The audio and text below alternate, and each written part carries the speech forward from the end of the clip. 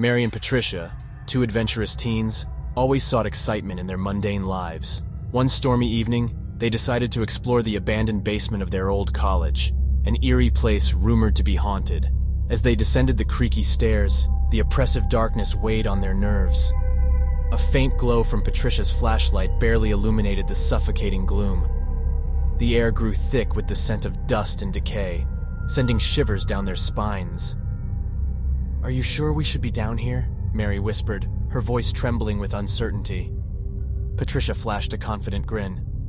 "Don't worry, it's just an old basement, nothing to be afraid of." Yet their bravado quickly waned when they heard the first eerie wail, a chilling scream that seemed to echo through the very walls. Their hearts pounded in their chests as they exchanged wide-eyed glances. "What was that?" Mary stuttered. "Just the wind," Patricia said, trying to hide her own unease. But as they continued, the screams intensified, growing louder and more desperate. The basement seemed to come alive with the tormented voices of unseen spirits. Each step they took felt like a plunge into the depths of a sinister realm. In the distance, a faint light flickered, drawing them towards a long-forgotten room. The screams seemed to converge there, beckoning them into its heart. Hesitant but curious, they followed the eerie glow. The room they entered was filled with tattered old books and crumbling furniture. The spectral cries reverberated all around them, and the walls seemed to tremble with the weight of sorrowful spirits. As the girls searched for a way out, they noticed an ancient diary lying amidst the debris. Its pages were filled with stories of pain and suffering, accounts of students who had been tormented and trapped in the basement. Mary and Patricia exchanged horrified glances, realizing the truth behind the legends. "We have to find a way out of here," Mary urged, her voice quivering. But no matter which way they turned, every corridor seemed to lead them deeper into the labyrinthine basement. Panic set in, and the girls' desperate attempts to escape only seemed to fuel the malevolent spirits surrounding them. With each passing moment, the screams grew more insistent, filling their minds with terrifying images.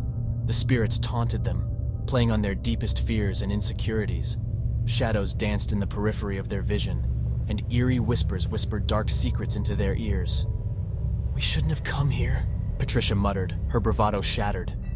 They stumbled upon a locked door, its ancient wooden frame barely holding back the malevolence within. As they jiggled the handle in a futile attempt to escape, the screams intensified, reverberating through their very souls. In desperation, Mary remembered the diary and the accounts of trapped students. She suggested a ritual to appease the spirits, to honor their pain and suffering in hopes of being granted freedom. As the girls lit candles and spoke solemn words of remorse, the screams softened. For a brief moment, they dared to hope they had succeeded. But as the last word left their lips, the screams returned, louder and more furious than before. "They're not appeased!" Patricia cried. "We're trapped here forever!" The walls seemed to close in on them, and the room filled with a suffocating presence. Panic consumed the girls, and in a last-ditch effort to escape, they pounded on the locked door with all their strength. Suddenly, the door swung open, revealing a blinding light. Mary and Patricia rushed out into the open air, gasping for breath. They found themselves back in the basement, but it had changed. The screams were gone, replaced by an eerie silence. With shaky legs, they climbed the stairs and emerged from the basement, finding themselves back in the college's deserted hallway. "What just happened?" Mary whispered, her heart still pounding. Patricia shook her head, unable to find words. They had escaped, but the ghosts of the basement had left their mark on the girls' souls forever. As they left the college, they vowed never to return. But they couldn't forget the haunting screams or the malevolent presence that had sought to consume them.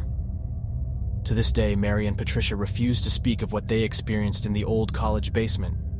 But late at night, when the wind howls and the shadows dance, they can still hear the faint echoes of those screams, the echoes of the tortured souls who would forever haunt them.